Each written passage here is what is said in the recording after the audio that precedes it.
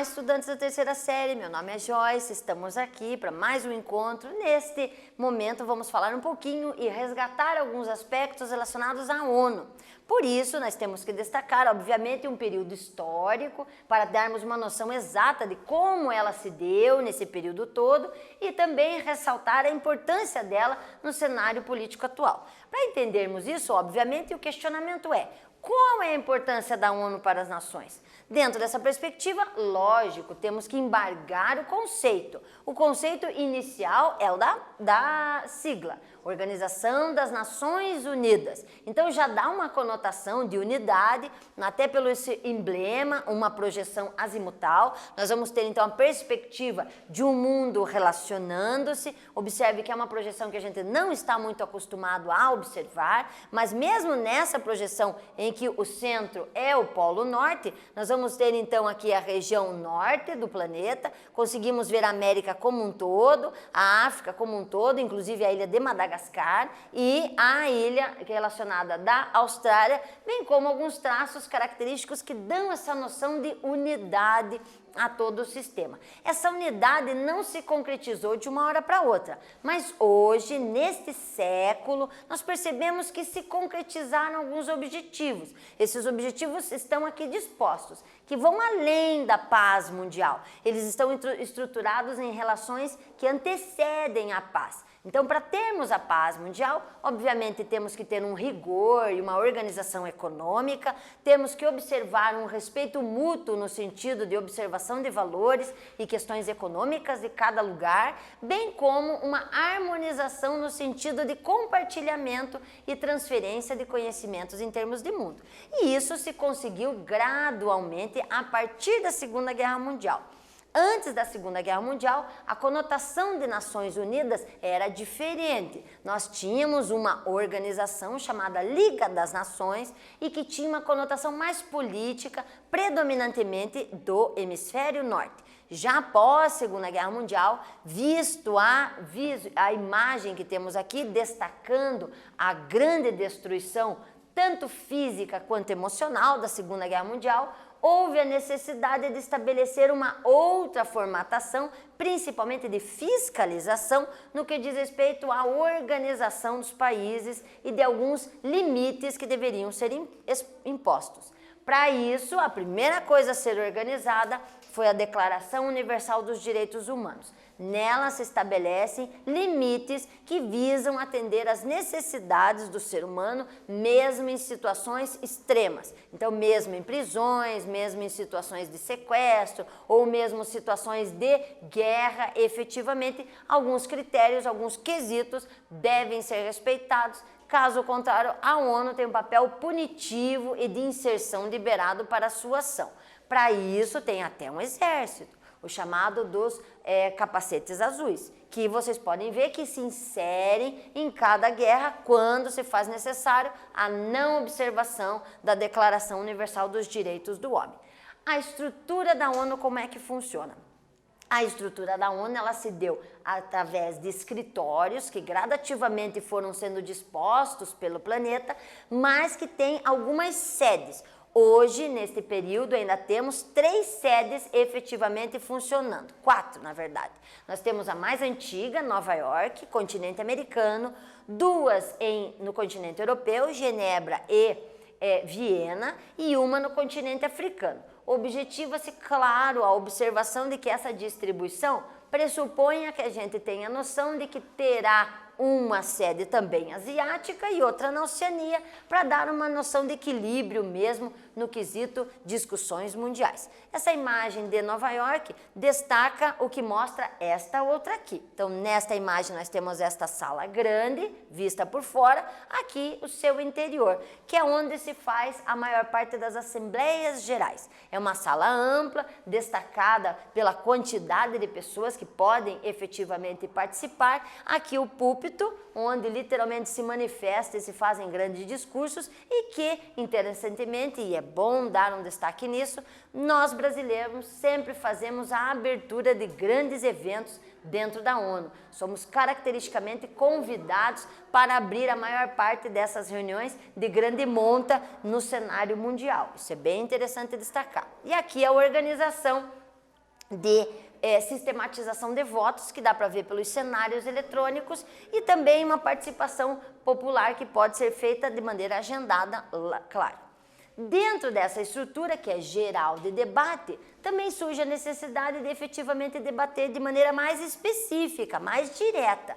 Essas organizações, então, se fazem através, inicialmente, de uma estrutura piramidal, onde hierarquicamente se consolida o poder dentro da ONU.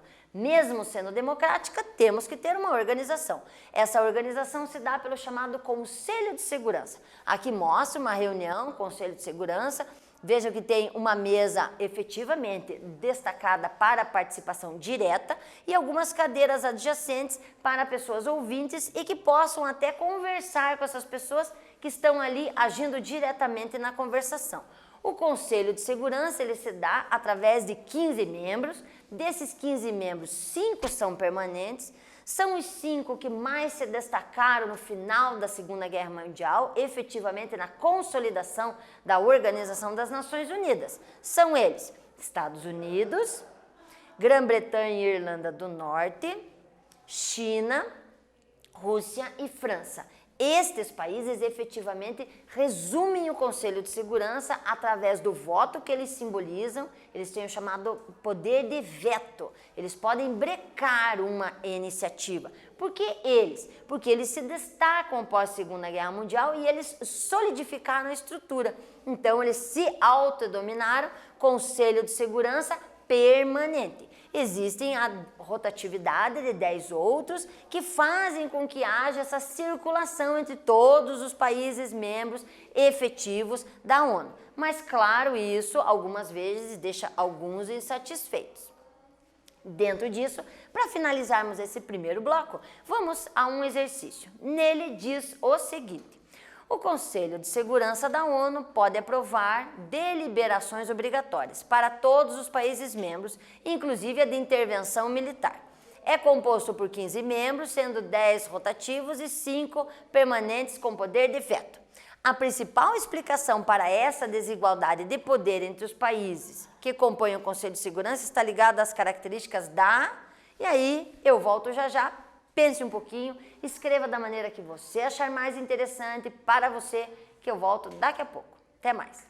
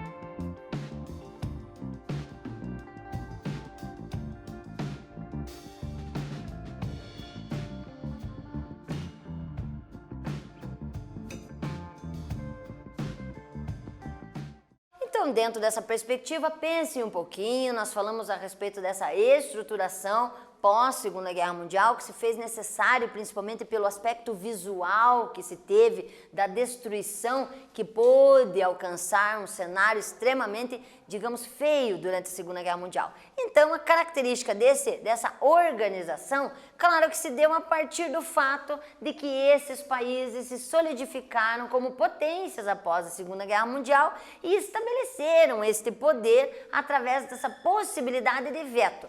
Mas observem que dentro do atual cenário, não mais tanto político, mas econômico, alguns países aqui se destacam com controvérsias. Então podemos perceber a luta econômica que existe entre Estados Unidos e China, as questões históricas entre França e Inglaterra e que logicamente e possivelmente interferem nas decisões aqui de uma maneira positiva ou negativa, dependendo do assunto a ser questionado.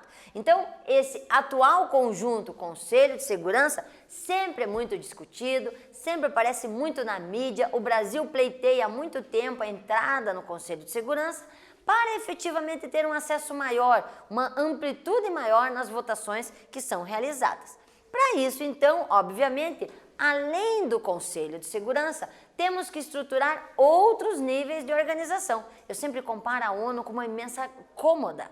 E esta cômoda tem um gavetão, esse gavetão é o Conselho de Segurança, e embaixo nós vamos ter gavetinhas. Estas gavetinhas vão ser as agências que a ONU possui num volume de 15 e que estruturam o pré-possível combate, o pré-possível conflito, que estabelece muitas vezes as causas que deflagram os conflitos. Então, existem agências ligadas à saúde, agências ligadas à finança, agências ligadas à agricultura, aviação, telecomunicação, entre outras, que estruturam de uma maneira mais organizada e tentam auxiliar os países para que não cheguem às situações de conflito. Então se estabelece a paz pela organização sistêmica, não efetivamente no momento da briga literalmente dita.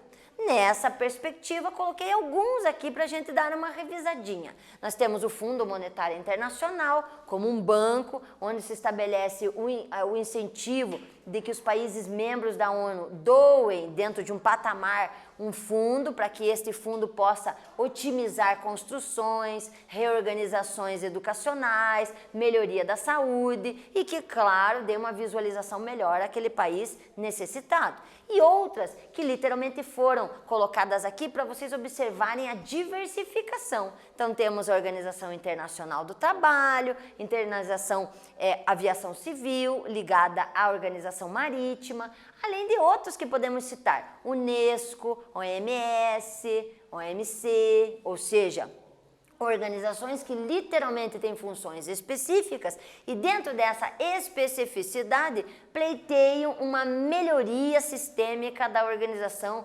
mundial, principalmente ligada à economia. Nessa perspectiva, não podemos deixar de destacar o caso Sudão. Estiveram outros, mas esse eu acho especialmente bem vinculado e bem de acordo com o que estamos falando neste momento, que é literalmente observar que em alguns momentos existem tantos problemas, tanta falta de organização, talvez por outras questões, que há um conflito. E esse conflito, no caso, foi um dos mais tristes, porque é entre pessoas da mesma área, então pessoas do mesmo país. Por isso chamamos de guerra civil. Ela trata de uma questão bem antiga, da falta de organização política de muitas tribos africanas que, impedidas de ter um crescimento, impedidas de ter uma organização própria, disputam território após a saída da colonização europeia. Dito isso, a estruturação que a ONU auxiliou a ser desvinculada e que hoje existe, não é mais de um país chamado Sudão, e sim dois. Nós temos o Sudão do Sul e o Sudão, que dá um pouquinho mais de amplitude e representatividade a grupos, que ainda não é o perfeito, podem ter mais grupos, mas alguns não conseguiram voz, ou não conseguiram uma estruturação melhor para pleitear um espaço territorial. Então, este avanço foi dado, é um passo grande, é um passo muito bom e que garante uma amplitude no sentido governamental e dá a esse país, ou agora esses países, uma noção melhor de funcionamento interno. Para isso, claro que finalizamos todo este bloco fazendo um outro raciocínio, que é uma questão muito interessante que a ONU discute agora, que é do chamado desenvolvimento sustentável. Dentro do conceito sustentabilidade, se visa hoje, neste século XXI, uma nova perspectiva. A perspectiva não mais da retirada de determinados bens, como era visto e falado no século XX. O termo sustentabilidade hoje ele está mais inerente a uma adaptação, a um equilíbrio e um uso consciente. Então, o uso consciente, principalmente no que diz respeito a usamos, puxa, estragamos algumas coisas, mas estamos cientes do estrago e vamos fazer o mínimo possível, porque tirar por completo algumas características, algumas setorizações é praticamente impossível dentro do desenvolvimento tecnológico que vivemos. Então, esse discurso da retirada entrou em desuso. O que entrou é uma utilização consciente. Dentro dessa utilização consciente, vários foram os links, vários foram os objetivos que se pleiteiam para destinar esse chamado desenvolvimento sustentável. Dentro dessa perspectiva, nós vamos ter a erradicação da pobreza, nós vamos ter a erradicação da fome, nós vamos ter uma melhoria do bem-estar, da saúde como um todo, uma qualidade educacional, um pleito à igualdade de gênero, uma vinculação da água potável para todos, um acesso à energia limpa e reciclável, um trabalho decente para as pessoas, uma relação de indústria, comércio e infraestrutura sólida e organizada, uma óbvia redução das desigualdades sociais, uma organização das cidades, fazendo com que as cidades sejam cada vez mais inseridas, comunitárias e sustentáveis, uma relação destas cidades com consumo, com relação da mudança do cenário, principalmente vinculado ao clima, à vida terrestre e marinha, bem como aspectos relacionados à parte industrial. Vejam que tudo isso são pleitos colocados pela ONU e que os países têm que efetivamente se manifestar e têm que pontuar quando atingirão. O Brasil, inclusive, já fez isso com um dos tópicos chamado Fome Zero, que vocês já devem ter ouvido falar. Dentro disso, fechamos agora com o último exercício. Nele diz que em 2015, representantes dos 193 membros da ONU, dentre eles o Brasil, adotaram o documento Transformando o Nosso Mundo, a Agenda 2030 para o Desenvolvimento Sustentável, no qual se comprometeram a tomar medidas que transformaram e promover o desenvolvimento sustentável nos próximos 15 anos. Então, observem a data, 15 anos. Nesse documento, as nações estabeleceram qual desafio global e qual requisito indispensável para o desenvolvimento sustentável. Indique-o. Então, dentro daquela perspectiva do nosso último slide anterior a esse, pense um pouquinho, identifique e cite. Voltamos já já.